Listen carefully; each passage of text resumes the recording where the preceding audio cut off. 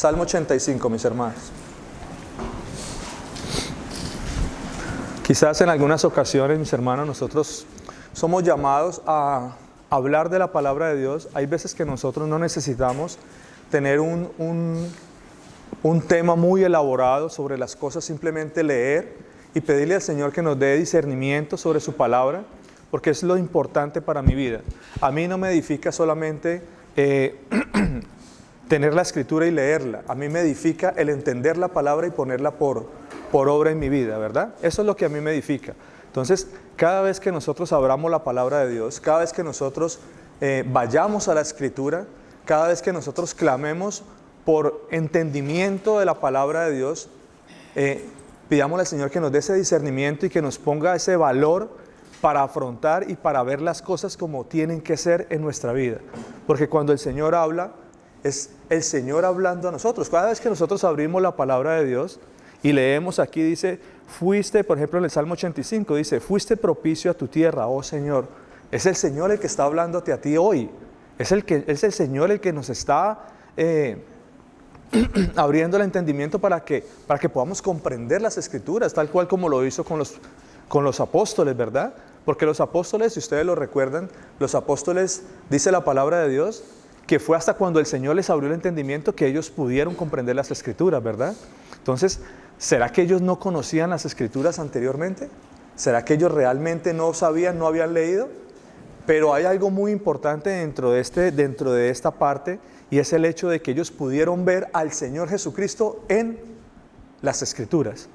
No era que ellos no supieran las Escrituras, era que ellos por fin pudieron ver el Señor Jesucristo en su palabra, en su Escritura, las promesas de Dios ahí en Él. ¿Ve? Entonces, cuando nosotros comenzamos a leer, vamos a leer este pasaje de la Escritura, Salmo 85. Fuiste propicio a tu tierra, oh Señor, volviste la cautividad de Jacob, perdonaste la iniquidad de tu pueblo, todos los pecados de ellos cubriste, redimiste todo tu enojo, te apartaste del ardor de tu ira.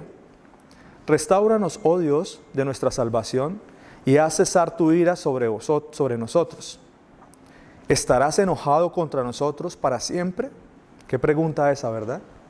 Qué pregunta tan contundente y tan profunda. Dice la palabra de Dios, ¿extenderás tu ira de generación en generación? ¿Ve? ¿Extenderás tu ira de generación en generación? ¿Volverás a darnos vida para que tu pueblo se regocije en ti?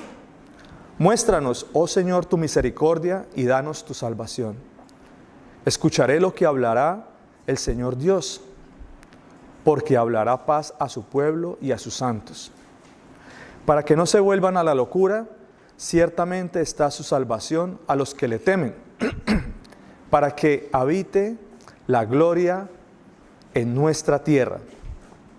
Versículo 10 dice, la misericordia y la verdad se encontraron, la justicia y la paz se besaron. La verdad brotará de la tierra y la justicia mirará desde los cielos. El Señor dará también el bien y nuestra tierra dará su fruto. La justicia irá delante de él y sus pasos nos pondrá por camino. Cuando nosotros leemos esta palabra, es una palabra muy hermosa que nosotros quizás en nuestro día a día nosotros vamos a encontrar esas cosas y es una promesa maravillosa. Pero cuando nosotros leemos con un poquito más de entendimiento y lo tratamos de tratar de mirar un poco más profundamente lo que el Señor nos habla, como le pasó a los apóstoles, que el Señor les abrió el entendimiento. Aquí estamos hablando de muchas cosas. En este cortico salmo vamos a ver varios puntos importantes. ¿Qué puntos importantes hay aquí en este pasaje de esta escritura? Aquí podemos ver, la palabra de Dios dice, fuiste propicio a tu tierra. Aquí estamos hablando de juicio. Aquí estamos hablando de un juicio que el Señor va a hacer a la tierra, y no es un juicio injusto, porque al ser propicio quiere decir que va a haber un juicio completamente justo por Él. Él va a hacer juicio a la tierra. Por ahí se dice, voy a ser propicio a la tierra. ¿Okay? Dice, oh el Señor, volviste la cautividad de Jacob. ¿Qué está hablando aquí la palabra de Dios cuando dice, volviste la cautividad de Jacob? Una promesa de restauración a su pueblo, ¿verdad? La promesa de un remanente escogido que va a ser salvo por gracia. Miren, solamente en dos lineecitas, toda la bendición que trae el Señor a nosotros. Y a veces lo leemos y lo pasamos así como, qué salmo tan bonito. Pero cuánta profundidad hay en esto. Dice la palabra de Dios acá: perdonaste la iniquidad de tu pueblo, todos los pecados de ellos cubriste. Está hablando de un remanente que va a ser salvo por gracia, por el perdón de pecados y por el milagro hermoso que el Señor hizo en la cruz de derramar su sangre por nosotros. ¿Por qué?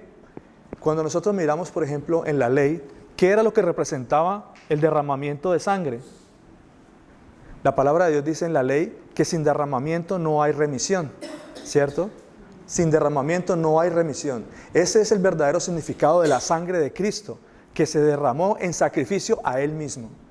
Él derramó su sangre para el perdón de pecados porque así estaba establecido en la ley, que se iba a derramar sangre. Sin sangre no hay remisión de pecados, porque eso era lo que el pueblo hacía en algún momento cuando el pueblo sacrificaba y cuando mataban, y el Señor les decía: derramen la sangre y entiérrenla en la tierra, y ninguno puede comer sangre, porque solamente en la sangre había remisión de pecados.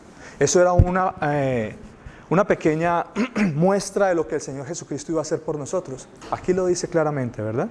Entonces mire cómo el Señor Jesucristo dice: perdonaste tu iniquidad de tu pueblo, todos los pecados serán cubiertos de ellos. Y es bonito, pero mire toda la bendición que el Señor nos está mostrando con este pasaje. ¿Ve? Luego dice, por ejemplo: reprimiste todo tu enojo y te apartaste del ardor de tu ira. O sea, cuando nosotros miramos todo este pasaje, estamos hablando automáticamente del tiempo del fin, en cuando el Señor Jesucristo dice que Él va a apartar el enojo y va a apartar la ira de nosotros. Porque ciertamente lo que hemos hablado en algún momento con respecto a ese pueblo, ¿no? Que la gente dice que hay algo que es, por ejemplo, que fue reemplazado por la iglesia y que hay un nuevo pueblo ahora, una nueva iglesia, un nuevo grupo, ¿cierto? Pero es que la palabra de Dios, el Señor dice que Él nunca desechó a su pueblo. ¿En qué momento lo desechó? Ciertamente desechó a algunos, pero la palabra de Dios también dice en Oseas que así como el Señor Jesucristo desechó a su pueblo, en el mismo lugar serán llamados hijos del Dios Altísimo. Entonces, y hay mucha palabra, hay mucha escritura donde nos dice y nos muestra claramente la misericordia de Dios de haber escogido a ese remanente solo por misericordia. Aquí está. Aquí está, reprimiste tu enojo, dice el Señor Jesucristo, te apartaste del ardor de tu ira. Pero ese ardor de la ira solamente es para tu pueblo, porque aquí mismo lo está diciendo. Entonces dice luego: restáuranos, oh Dios, de nuestra salvación. Estamos hablando de un proceso también de restauración. Estamos hablando de que esa restauración es en la nueva Jerusalén con Él, ¿verdad? Porque nosotros vamos a ir a la gloria con Él. Esa es la restauración de nosotros, porque nosotros ciertamente no es que nosotros no vayamos a ver muerte, nosotros vamos a ver muerte, porque está establecido y la resurrección está establecida para los hombres también, y aquí lo vamos a ver. Dice: restáuranos, oh Dios, y haz cesar tu ira de nosotros. ¿Estarás enojado con nosotros para siempre? Entonces aquí es donde yo les digo esa gran pregunta que el Señor Jesucristo nos hace a nosotros. ¿Será que el Señor Jesucristo va a estar airado con nosotros para siempre? Por supuesto que no, ¿verdad? Porque aquí mismo está diciendo y está hablando de misericordia. Y quiero que nosotros entendamos algo. Y es el hecho de que la ira siempre va a estar para el impío. El Señor está airado con el impío todo el tiempo. La misericordia de Dios es para aquel que tiene temor de Dios. Esa es la misericordia de Dios. Esa es la que no se va a apartar de los hijos de Dios, porque solamente los hijos tienen temor de Dios. Entonces, ciertamente una persona puede decir: no, es que yo no le hago mal a nadie, yo no robo, yo no miento, yo procuro ayudar a los demás, pero ¿tienes temor de Dios? O sea, ¿a lo que estás haciendo lo haces temiendo a Dios? Porque si no estás temiendo a Dios, ahí estamos hablando de algo muy serio. ¿Ve? Exactamente. Entonces, dice: extenderás tu ira de generaciones. Bueno, que en el versículo 6 dice: no volverás a darnos vida para que tu pueblo se regocije en ti. Entonces mire esa promesa de restauración, esa promesa de vida, esa promesa de llevarnos a vivir con Él eternamente. ¿Ve? Entonces nos recogeré. Estamos hablando de la venida de nuestro Señor Jesucristo y nuestra reunión con Él. Mire cuánta bendición solamente en unos pequeños versículos. Y aquí vemos todo un panorama de salvación así de gigante.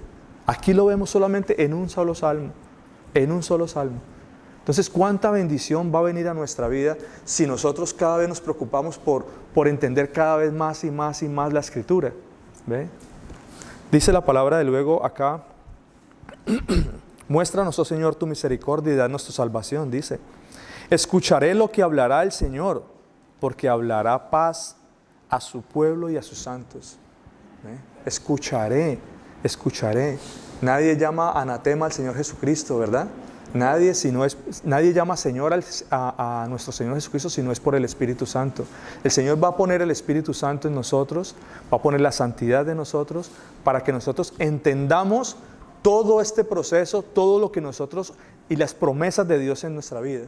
¿Ve? Escucharé, porque lo más importante es que la podamos entender y la podamos poner en nuestra vida, ¿verdad? Por obra, que nosotros podamos aplicar lo que el Señor nos habla a nosotros, ¿verdad?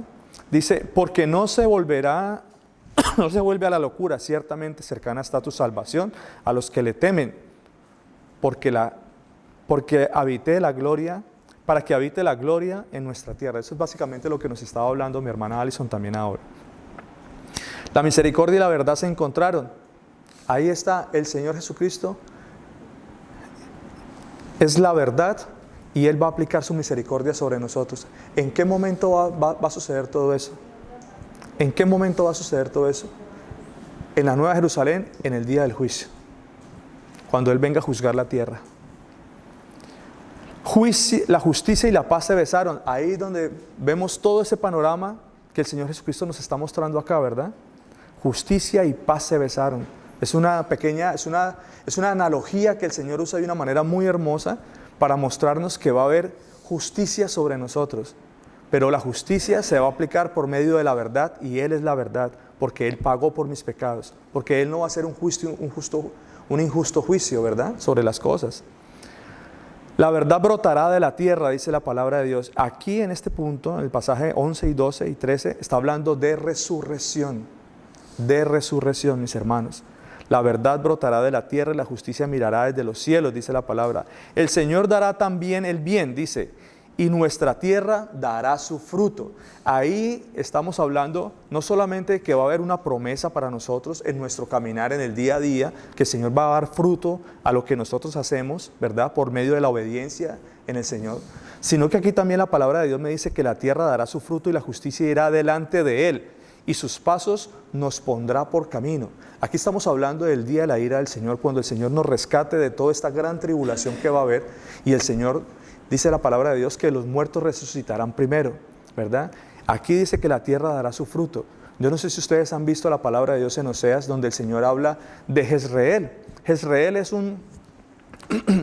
una zona, es un valle al norte de Samaria, ¿no?, en toda la parte de Galilea, al lado occidental del mar de Galilea, o lo que conocemos como el mar de Galilea, y era donde estaba la fortaleza del rey Acab, ¿no? Pero esa zona era un valle vasto donde había era muy próspero, era bastante pujante y había todo lo que se sembraba era fruto. El Señor hace una pequeña referencia a la tierra con ese Jezreel y dice que de ahí brotará. El Señor dice, brotará los que han muerto en la tierra, los que están durmiendo en la tierra, brotarán. Ese es el fruto que dice el Señor que va a brotar de la tierra en el día de la ira del Señor. Cuando el Señor venga en su santa iglesia, venga por su santa iglesia, por sus santos, y los lleve a vivir con Él. Acá la palabra de Dios dice, la justicia irá delante de Él y sus pasos nos pondrá por camino, porque nosotros iremos detrás de nuestro Señor Jesucristo y Él nos guiará a una tierra nueva, a una tierra donde fluye leche y miel, donde el templo es Él y nosotros habitaremos con Él confiadamente. Amén.